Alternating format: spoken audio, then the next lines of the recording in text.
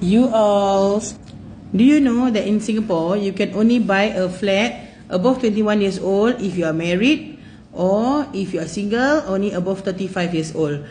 And you know that the prices in Singapore, based on our checks and the graphs that we can see, based on historical, reports that we can see, that prices are on the rise. Okay, it may go down for a while and then after that it will go up again. So if you're already 35 and you don't buy a house in Singapore, if you can afford it, why don't you buy a house?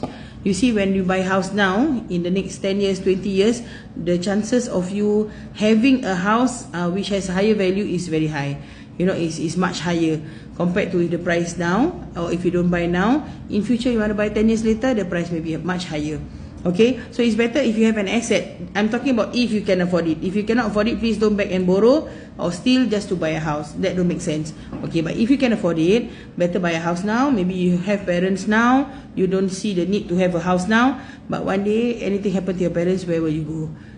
One day siblings, ama, akong, ane, or achi, or parents, grandparents, siblings may not want to take you in, or you may not have a place to stay. So better think of somewhere where you want to stay now.